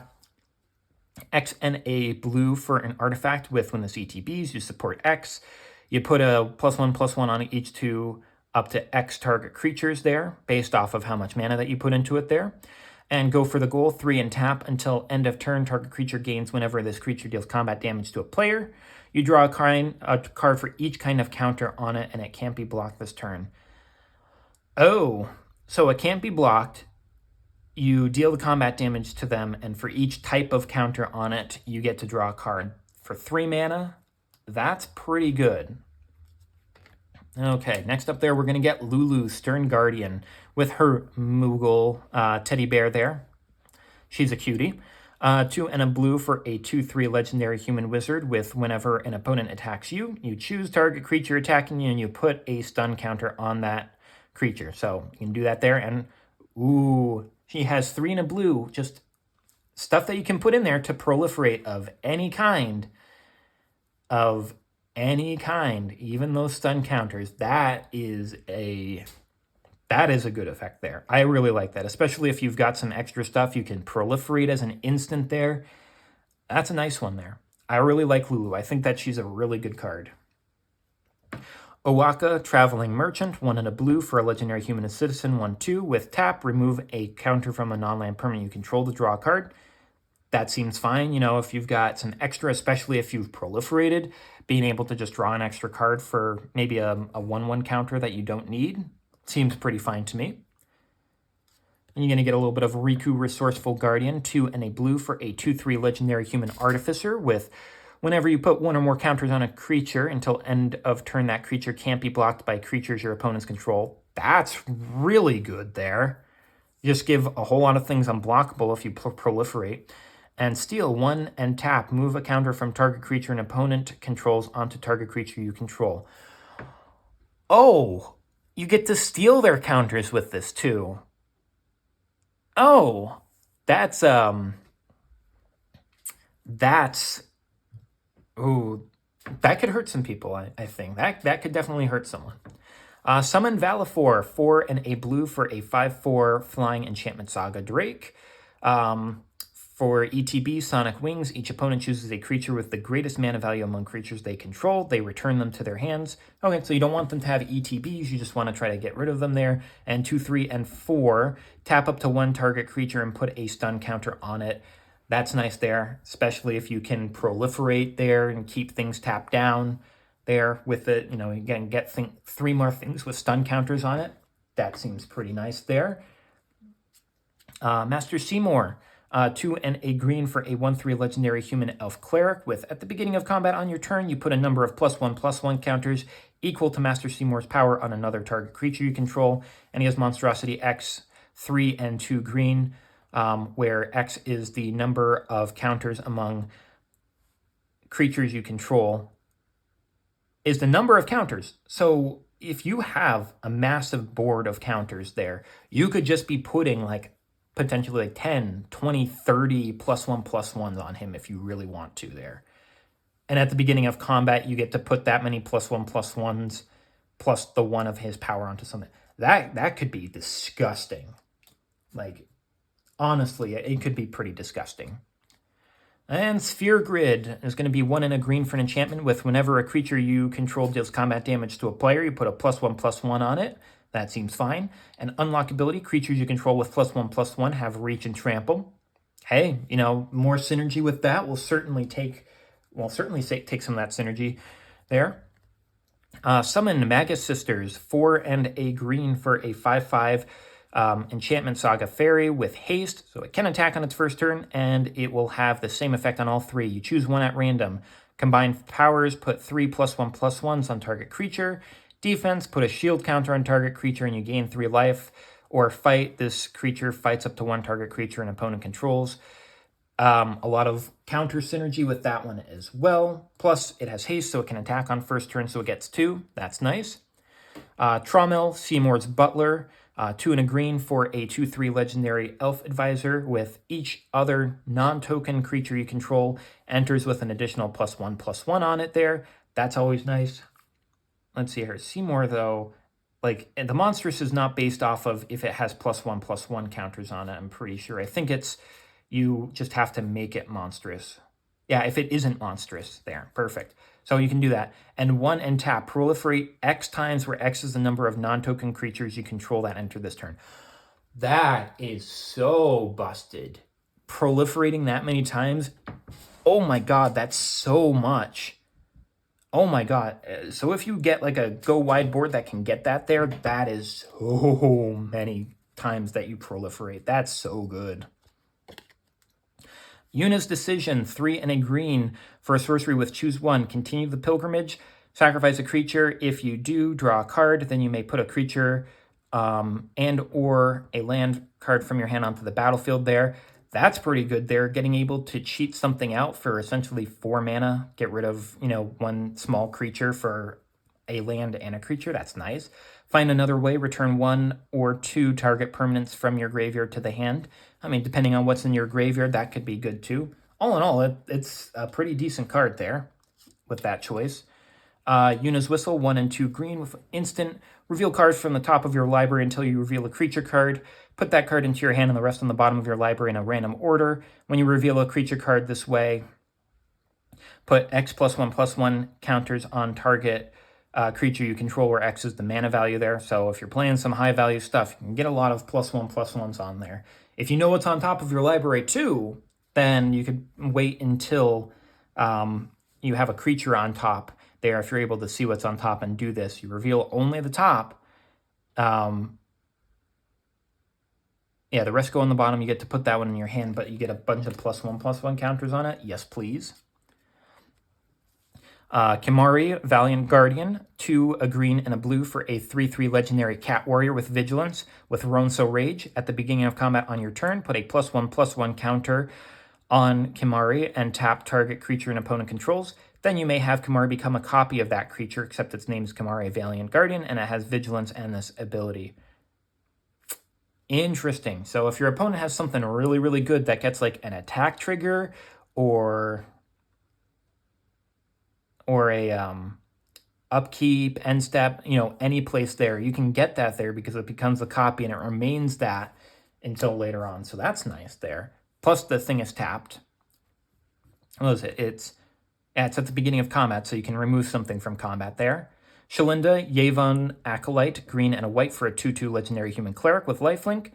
Whenever another creature you control enters, put a +1/+1 on that creature if its power is less than Shalinda's power. Otherwise, you put a +1/+1 on her. Okay, so if you make her really big, they got extra +1/+1s on them. That's nice. And then even if you don't, there's still a benefit there. She gets bigger.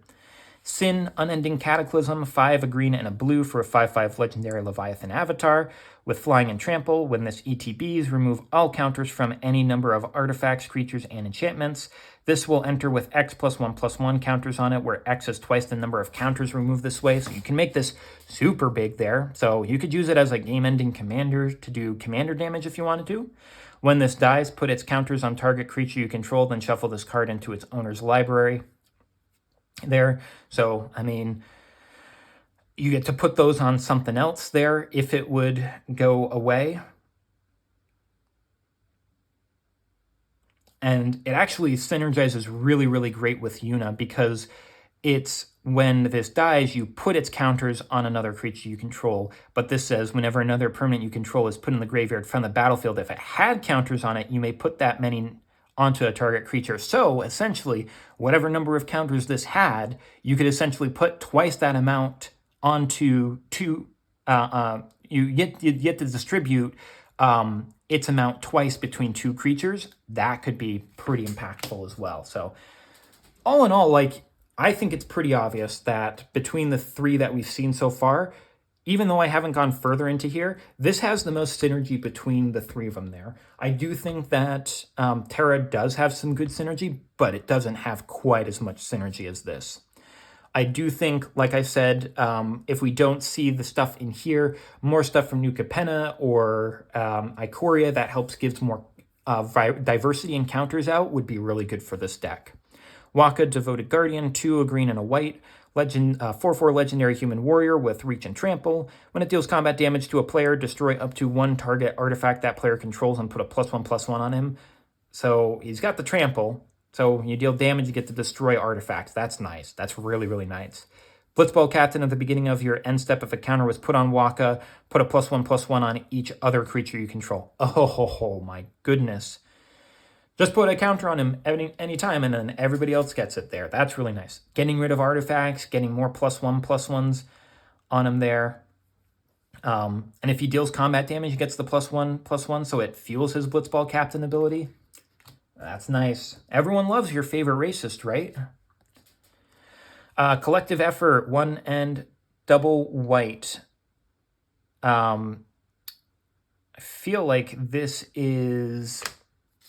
Yep, all of these are going to be starting up our reprints there. So Collective Effort, escalate, tap a number you control to pay for each cost past the first one there. So you can pay 1 for its normal, you can tap 1 to play 2, or you can tap 2 creatures to do 3. Choose 1 or more, destroy target creature with power 4 or greater, destroy target enchantment, put a +1/+1 in each creature target player controls. More +1/+1s, but also some target removal is always really nice. Damning Verdict there. Destroy all creatures with no counters on them there. You're having a lot of counters. This is a very, very good removal spell. Farewell, to be able to get rid of a bunch of stuff there. This is also an amazing one as well. Luminous Broodmoth there. Getting some more artwork that I might choose to swap this out with the Mothra art that I have. 2 and 2 white For the 3/4 flying, that whenever a creature you control without flying dies, you return to the battlefield with a flying counter on it there. So probably one that you don't want to give flying counters out between your stuff unless you're just trying to go for it there. Unfortunately, when it dies, it doesn't come back, unfortunately. But, you know, giving more counter types. Each player puts a vow counter on a creature they control, sacrifice the rest. Each of those can't attack you or a planeswalker you control, so vow counter is another type of counter there, but this is also just a board wipe there. So a lot of board wipes in here I see as well. Resourceful defense. Whenever a permanent you control leaves the battlefield that counters, you put those counters on target creature, on target permanent you control. So very specifically put those ones onto something there. So again, this is very, very good with Yuna because Yuna just puts +1/+1s based off of the number of counters. Whereas this one is just you putting those counters on. So you get a whole lot. 4 and a white, move any number of counters from target permanent you control onto a second target there. So you can move the stuff around however you want to, like Tidus there, except this can do any numbers from one permanent to a second permanent, while Tidus can only move one. Scholar of New Horizons, this gets a +1/+1 when it enters. You remove a counter from it to search for a plains there. Which is really nice there. So you can get some mana ramp with this because you can keep on putting more +1/+1 counters on it. Sunscorch Regent, opponent casts a spell, it gets a +1/+1 counter and you gain life. Together Forever, enchantment you support twice. Choose target creature with a counter on it. When that creature dies, you return that card to its owner's hand. Also really nice, good synergy with +1/+1 counters. Chasm Stalker, it gets +1/+1 on it. When it dies, you get a bunch of, or whenever you draw, you put a +1/+1 on it. And when it dies, you get to create a bunch of stuff based off of its counters. That's also really nice. Inexorable Tide, whenever you cast a spell, proliferate, amazing. Pull from Tomorrow, getting to draw cards for little amount. Bane of Progress, destroy artifacts and enchantments, and you put a +1/+ on them for each one destroyed this way. So try to do it when you don't have a whole lot. Fight Rigging, exile 1 of 5 cards face down. Beginning of combat, you put a +1/+1 on target creature. If you control a creature with power 7 or greater, you get to play the exiled card without its mana cost there. Pretty easy to do there. Forgotten Ancient gets to put a lot of +1/+1s on it there. And you move any number of +1/+1s from this onto another thing there, so really good there. Generous Patron gives more +1/+1s. Creature with counters, whenever you put 1 or more counters on a creature you don't control, you draw a card there.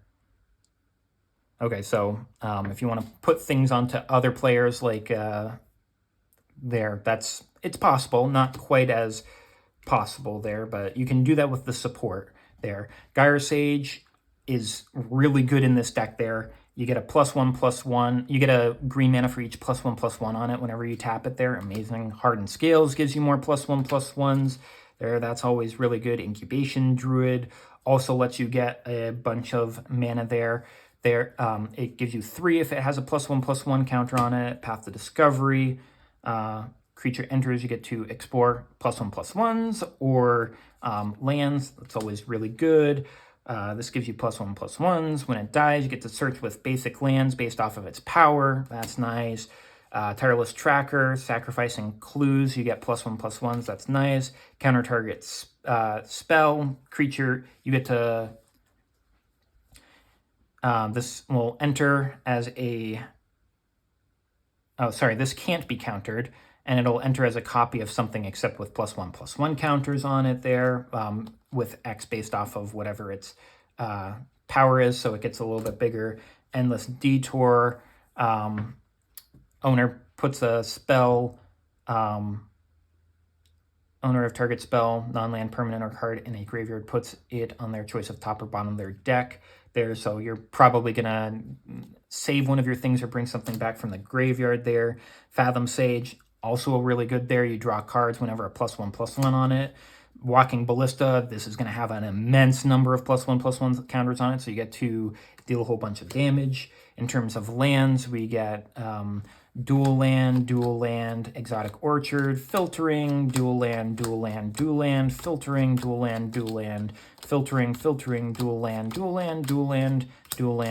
land. there. Destroy Evil, some targeted removal, Grateful Apparition. Whenever this deals combat damage, you proliferate. That's really good. Targeted removal with Path to Exile.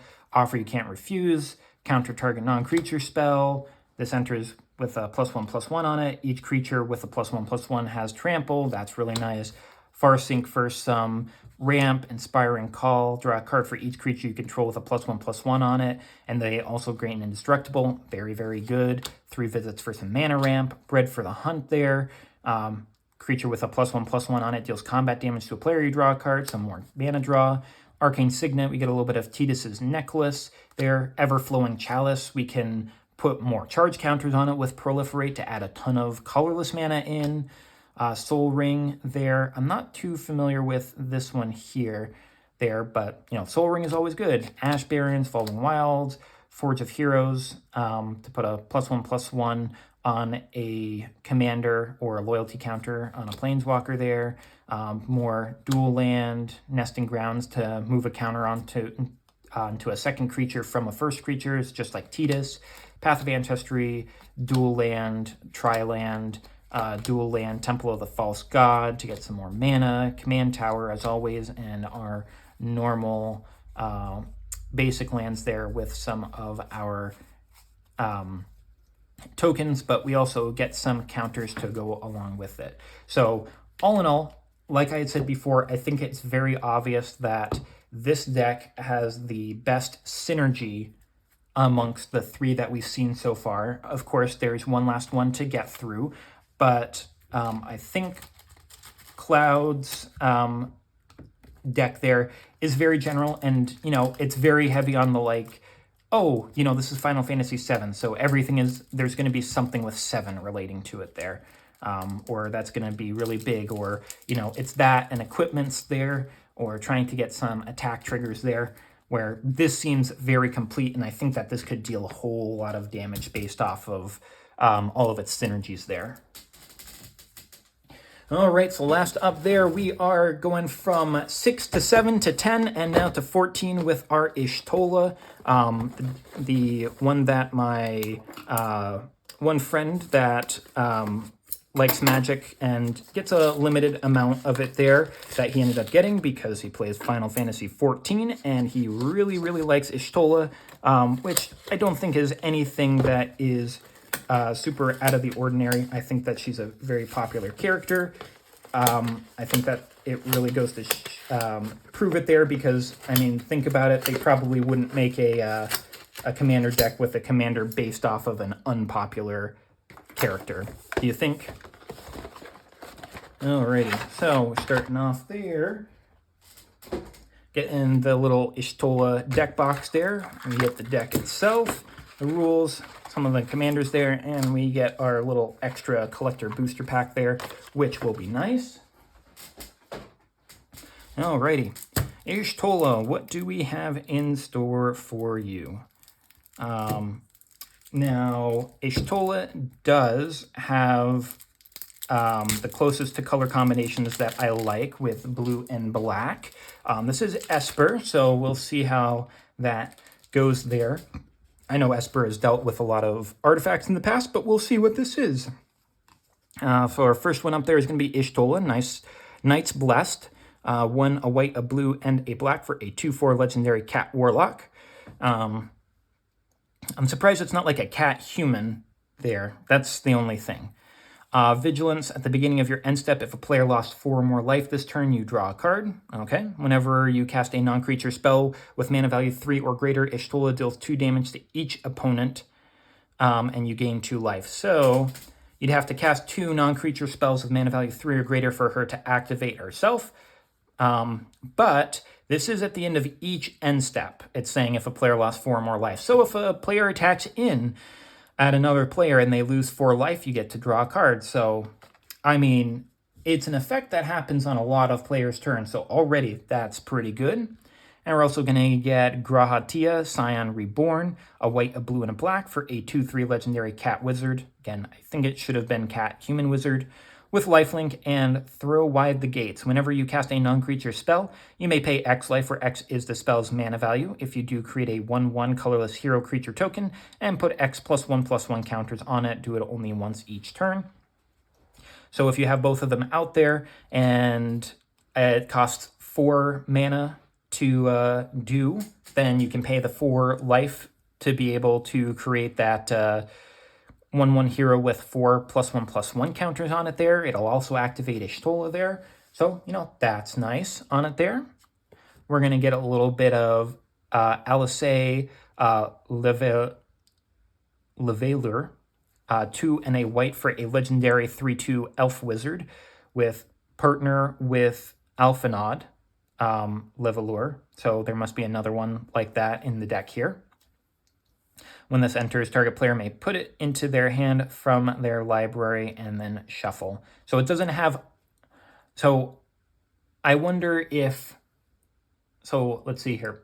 But partner also allows it for you to be able to play them together, right? I think so. It has first strike, and the second spell you cast each turn costs 2 less to cast. Okay, so making something cost a whole lot there. This goes really good with the Jeskai deck there of playing the second spell. So, it instantly has a space there as well. Champions from Beyond, X and 2 white for an enchantment with when this ETBs, you create X 1/1 colorless hero creature tokens. Light party, whenever you attack with 4 or more creatures, you scry 2 and then draw a card. That's nice. Full party, whenever you attack with 8 or more creatures, those creatures get +4/+4 until end of turn. So this is definitely hoping for a go wide type of board there. Deal a lot of extra damage. And it gives the +4/+4, so you're dealing 4 for Ishtola. Dancer Chakrams, 3 and a white for an artifact equipment with job select. When this enchantment enters, you create a 1/1 colorless hero creature token and then attach this to it. So very similarly to the Germs or the 4 Mirrodin there that we had with those. Equipped creature gets +2/+2 and has lifelink, and other commanders you control get +2/+2 and have lifelink, and is a performer in addition to its other types. Krishna equipped 3. So it has lifelink, and then it also gives other commanders. So you want to put this on something that's not your commander there, because it will give multiple things extra stuff. So I wonder if extra creature types give some benefit with this stuff here. I'm uncertain, but we'll find out there. Summon Good King Mog the 12th. 4 and a white for a 4/4 flying lifelink. Enchantment Saga Moogle. Yeah, we got more Moogles, and it's around for 4 turns, so it gets to attack for 2. Create 2 1/2 white Moogle creature tokens with lifelink. Nice. Whenever you cast a non-creature spell this turn, create a token that's a copy of a non-saga token you control. Okay, so I mean the Moogles, or if you've got other big tokens, that'd be nice. And for 4, you put 2 +1/+1 counters on each other Moogle you control there. So giving a lot of Moogles some stuff there. So it's essentially wants you to put Moogles onto the board there for the token copies. Tataru Taru, 1 and a white for a 0/3 legendary dwarf advisor with when it ETBs, you draw a card, and target opponent may draw a card as well. Scion's Secretary, whenever an opponent draws a card, if it isn't that player's turn, create a tapped treasure token. This ability triggers only once each turn. Oh, that's too bad. That would have been really good with Secret Rendezvous if it could happen more than once, because then you could be like, oh yeah, I'm going to have them draw 3 cards and I get to draw 6. That'd be nice. But overall, pretty good one there, because it activates only once each turn and only on when it's not their turn there, so you could potentially still be drawing a couple of extra cards until it gets back to you there. Thancred Waters, 4 and a white for a 3/5 legendary human warrior with flash. Royal Guard, when this ETBs, another target legendary permanent you control gains indestructible for as long as you control him. Whenever you cast a non-creature spell, it gains indestructible until end of turn. So you can keep him from dying if they try to get rid of him to get the other creature there. Not too shabby there, a little bit of protection. And here's our other guy there. Alphanod Levelure, 3 and a blue for a 2/4 legendary elf wizard with partner with Alice, has vigilance and Eucrasia. Whenever you cast your second spell each turn, you draw a card. So you make it cost less, and you get to draw a card. Okay, nice little partners there for the white-blue there. Not super impactful there, but, it's nice to get the cost reduction. Blue Mage's Cane, 2 and a blue for an artifact equipment. Job select. Equipped creature gets +0/+2, is a wizard in addition to its other types, and whenever this creature attacks, exile up to one target instant or sorcery from defending player's graveyard. If you do copy it, you may cast that copy by paying 3 rather than paying its mana cost there. That can be really, really good there. Only 2 to equipped. And that's actually a pretty good one there. Be able to cast one of their things for really, really cheap, especially if it's really impactful. Seems really nice. Hermes, Overseer of Elpis, 3 and a blue for a 2/4 legendary Elder Wizard. Whenever you cast a non-creature spell, you create a 1/1 blue bird creature token with flying and vigilance. Kind of seems like that Murmuring Mystic. Whenever you attack with 1 or more birds, you scry 2. So get some extra scry. That's nice.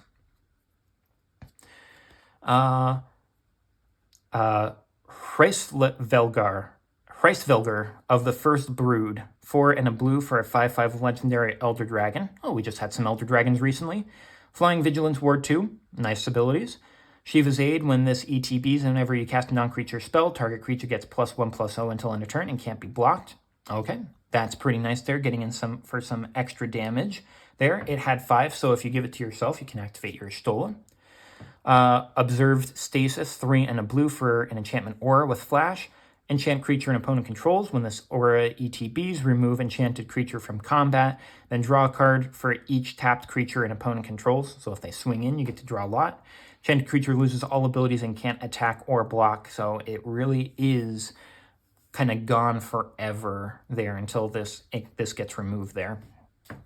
On a it's very, very harmful on a commander there to get rid of. They can't attack, block, or use their abilities. Eye of Nidhogg, 2 and a black for a legendary enchantment aura. Enchant creature. Enchanted creature is a black dragon with base power and toughness 4/2, has flying and death touch, and is goaded. So you can put it on someone else's stuff to make them attack there. When this is put into the graveyard from the battlefield, return it to its owner's hand, so you can keep on doing it there as well. So that's nifty to get the Ishtola on other people's turns there, essentially. Fandaniel, Telophoroi Askian, 4 and a black for a 4/5 legendary Elder Wizard with whenever you cast an instant or sorcery spell, you surveil 1. Okay, that's always nice. Beginning of your end step, each opponent may sack a non-token creature of their choice. Each opponent who doesn't loses 2 life for each instant and sorcery in their graveyard. That could be a lot. A sorcery in your graveyard. Oh yeah, that could be a whole lot there, especially if you're casting a whole bunch of them there. That's an easy way to get a Stola to go if they don't sacrifice their stuff. Yikes. Astrologian's Planisphere, 1 and a blue for an artifact equipment with job select. An equipped creature is a wizard in addition to its other types and has, whenever you cast a non-creature spell and whenever you draw your 3rd card each turn, you put a +1/+1 on this creature. I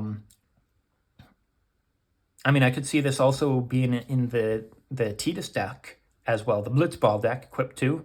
Yeah, I mean, seems pretty good there, getting to draw, getting to put a +1/+1 whenever you draw 3 cards or when you cast a non-creature spell. That could be pretty nice there, getting something big. Reaper's Scythe, 2 and a black for artifact equipment with job select, equip 2. The beginning of your end step, put a soul counter on this equipment for each player who lost life this turn. Equipped creature gets +1/+1 for each soul counter on this equipment, and it is assassin in addition to its other types there. Okay, so more incentive to have people lose life to make this bigger and hit people harder. That's good. Transpose, 2 and a black for an instant. Draw a card, then discard a card. You lose 1 life. If this spell was cast from your hand, you create a 0/1 black wizard creature token with whenever you cast a non-creature spell, this token deals 1 damage to each opponent. Okay, so you get a little bit of benefits there. And when this, if you cast it from your hand, you resolve it, you exile it, and next time you can cast it without paying its mana cost. You essentially get it double its value there. Always really nice to get something with rebound like that. Ardbear, Warrior of Darkness, 1 a white and a black for a 2/2 legendary spirit warrior. With whenever you cast a white spell, you put a +1/+1 counter on each legendary creature you control. They gain vigilance until end of turn. Whenever you cast a black spell, you put a +1/+1 on each legendary creature you control, and they gain menace. Ooh, this one seems very nice in, you know, a Super Friends deck with legendary creatures there like Joda. You know, you want to try to do a little bit more white and black in that one there to be able to get extra +1/+1 counters there. But overall, I mean, pumping up your whole board there, especially if everything's a legendary creature, seems pretty nice. Emmett Selch of the third seat, 2 a blue and a black for a 3/4 legendary Elder Wizard. With spells you cast from the graveyard, cost 2 less to cast. That's really, really nice there. This is also in blue-black, so it helps a lot with the Sultai decks there, and, you know, with things that have a whole lot of those keywords there, but like Flashback is the first one that comes to mind there. Whenever 1 or more opponents lose life, you may cast target instant or sorcery from your graveyard. If that spell would be put into graveyard, exile it instead. Do this only once each turn, but I mean, you know, getting to cast an instant or sorcery, that seems pretty nice, especially because it costs 2 less there. That's really nice. Estinian Varlanu, 2 a white and a black for a 3/3 legendary elf warrior. With whenever you cast a non-creature spell, put a +1/+1 counter on Estian. It gains flying until end of turn. Okay, a little bit of Dragoon action at the beginning of your second main phase. You draw X and you lose X, where X is the number of opponents who were dealt damage by Estian or a dragon this turn. So that's a way for you to lose 3 life potentially there. You only need 1 more to get the Ishtola trigger there, but seems fine. Hildebrand Manderville, legendary human detective, 2/2 with creature tokens you control get +1/+1, so make creature tokens a little bit bigger. When it dies, you may cast it from the graveyard as an adventure until end of your next turn, so it can keep on coming back. That's nice. Gentleman's Rise, 2 and a black for an instant adventure. Create a 2/2 black zombie creature token, and then you get to play this again. So all in all, you know, having it being able to come back over and over again seems pretty good. Especially since if you have Emmett Selch out there, you only need to play it for the black. Kryl Baldesian, white and a blue for 2/1 legendary dwarf wizard with lifelink. Traith Ether, whenever you cast a non-creature spell, you may return target creature with mana value equal to that spell's mana value from your graveyard to your hand. Do this only once each turn. That's pretty nice, being able to replay your instants and sorceries. List Hexed, 1 a white and a blue for 2/2 legendary human rebel monk with prowess, and non-creature spells cost 1 less to cast. That's always nice. As long as you've cast 2 or more non-creature spells this turn, she has double strike. Okay, so make her really, really big there. If you've cast 2 non-creature spells there, she'll have 4/4 with double strike. That's not too shabby. Papalimo Totolimo. Ha ha ha, what a name. White and a black for a 1/2 legendary dwarf wizard. With whenever you cast a non-creature spell, Papalimo Totolimo deals 1 damage to each opponent and you gain 1 life. That's pretty good. I mean, if you're able to get 4 of them out there, you can do the 4 damage. 4 and tap, sacrifice it. Each opponent who lost life this turn sacks a creature with the greatest power among creatures they control. That's pretty nice there, being able to get rid of the strongest creature on everyone's board. Reninger Augerelt, white and a blue for a 1/3 legendary elf advisor. With whenever you play a land from exile or cast a spell from exile, you gain 2 life. So really good there for things that are on adventures. Draw Arcanum, tap, look at the top card of your library. You may exile it face down. Okay, play Arcanum, tap until end of turn. You may play cards exiled with him. Spells you cast this way cost 2 less. Well, that's pretty good there, being able to get that lesser cost, and then, you know, if you get non-creature spells also to cost less there. You could be having them cost 3, 4, 5 less there. That's pretty good. Alrighty, and we're going to have our reprints there of Archaeomancer's map there to be able to get some extra planes there. Whenever land an opponent controls enters, that if that player controls more lands than you can put a land from your hand on the battlefield. Yep, so a little bit of ramping there. Authority of the Consuls, gain a little bit of extra life, make things enter tapped. Cleansing Nova will give you a little bit of mass destruction. Final Judgment exiles all creatures, so more mass removal there. Archmage Emeritus lets you draw cards if you copy or cast insert sorcery, so more draw. Dig Through Time lets you draw. Right of Replication gives you a copy. I mean, if you're able to kick it there, you get 5 copies, which is really nice there. Sublime Epiphany there gives you a whole bunch of different options, countering spells, countering abilities, returning things, making a token copy there, drawing cards, and you can use multiple of them there if you really want to. Torrential Gear Hulk there lets you play things from your graveyard there. Crux of Fate lets you destroy a whole lot of stuff, more mass removal there. Lethal Scheme lets you destroy a target thing there, and you can convoke to be able to connive a bit there, which is nice. Murderous Rider lets you destroy something and then also get a creature there that has a little bit of recursion because it goes back. Baleful Strix, Flying Death Touch with when it ETBs you draw a card, replaces itself. Vindicate is going to be a targeted removal. Void Rend is also going to be some targeted removal. Coveted Gem lets you draw some cards, add some mana. If it goes to other players, they get to do that as well. Tome of Legends lets you draw some cards there. And then going into lands, we have a little bit of dual land, filter land, dual land, exotic orchard, filter land, dual land, dual land, dual land, dual land. Exiling the graveyards so that you can hose that sort of strategy. Dual land, dual land, filter, dual. Some of the cards there from the normal set there. White Auracite, 2 and double white for an artifact. When it ETBs, exile target non-land permanent an opponent controls until this leaves the battlefield there. And it also gives you some white, so you could potentially get some extra stuff with that. Sages, Nolith Siths, Cryptid creature gets +1/+0. Has whenever it attacks untap target attacking creature. Whenever this creature attacks, untap target attacking creature, but it doesn't remove it from combat, so it essentially just gives it something of your choice. Vigilance.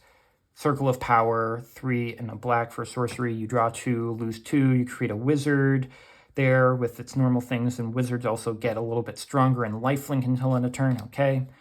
Cut a Deal. Each opponent draws a card, and you draw a card for each opponent who drew a card this way, so a lot of drawing cards there. Lingering Souls, creating some tokens there, but also playing it from the graveyard. So Arch the Plowshares for a little target removal. Hypnotic Sprite for being able to counter some stuff.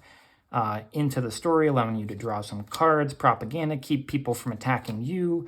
Bastion of Remembrance, creating a token, but whenever something dies, opponents lose life, you gain a life there. Exsanguinate, game ender, dealing a lot of damage to all opponents there. Snuff Out, destroying 1 creature there, target removal. Siphon Mind, make opponents discard a card and you draw a bunch of cards for it there.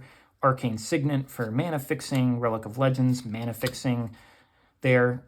Soul Ring, you get to get some extra mana there. Talisman of Dominance, Talisman of Hierarchy, Talisman of Progress there, all to get you some extra mana there. And we might, I can't remember with the other ones there. I know that we had them for the Terra, but I don't know about Cloud and Tidus, because this would be 5. If we got 2 and 3 and the other ones there, that would have finished things up there. Who knows? Thought Vessel, more mana, no hand size there. Tri-Land, Ash Barrens, Command Tower, Dual Land, Demolition Field, Evolving Wilds, Dual Land, Path of Ancestry, Dual Land, Temple of the False God, and our normal basics here with a bunch of our different tokens here. But it looks like we get one of each of the heroes there, maybe. This guy looks a little bit like a Banga. This looks like one of the cat people. This guy almost looks kind of like a lion-y type of figure. We've got the ones that like Shantoto is based off of. I really like the goth aesthetic and the pink hair. We got Hero, more like an elf. And we also have like a little fairy along with her there. She's very beautiful there. We've got Hero, kind of like your generic warrior, fighter, human character.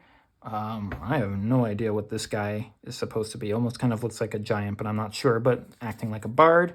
And we've got one of my other favorite races, the Viera, who is going to be wielding a giant axe to try to hit people with. And we have my favorite race there of the Mughals there. Yeah, Mughals, Viera, and Chocobo, you know, really, really like them. And we've got this zombie that's supposed to go along with that guy there. All in all, very nice. I thought that this deck was a lot more disjoint there. It has a theme that it wants to do there with the Y'shtola of the damage to draw the extra cards to keep you going, but it felt like it was going a lot more places. So I think in terms of just synergy, this is probably the least synergistic of the decks, but I do like this deck a lot there, just being able to do a whole lot of stuff there, drawing the cards for it. So I think I like, I don't know. I like all of the decks there. Probably the Limit Break, Cloud 1, Final Fantasy VII is my least favorite one there. And then maybe the Terra deck is the second one there. And then I think I just like the Tidus and the Y'shtola decks about the same there. They do very different things, and the Tidus one is definitely more synergistic, but overall I like both of the decks there. I mean, is it any wonder they both have blue in it, and that's one of my favorite colors. But now that we've finished up with all of those decks there, we have a little bit of extra stuff to go through. We've got these little sample packs for the collector boosters there, which could potentially have some good stuff in them. So we are just going to take a peek inside of them and see if maybe there is something that we are hoping to get within them there.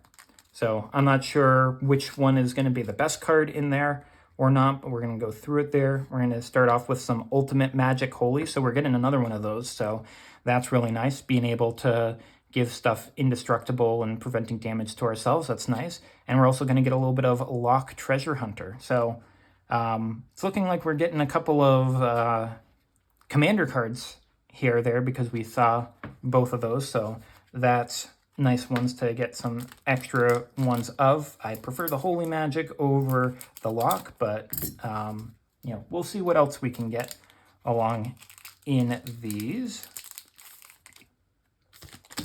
And we're going to have up a Warring Triad like we had before there. You know, wishing that there was a little bit more indestructible with it, but we did see a little bit of foiling in the back there, so we are also going to be getting a little bit of Tataru Taru in a foil version of it there. Now, I don't exactly know what sort of foiling that the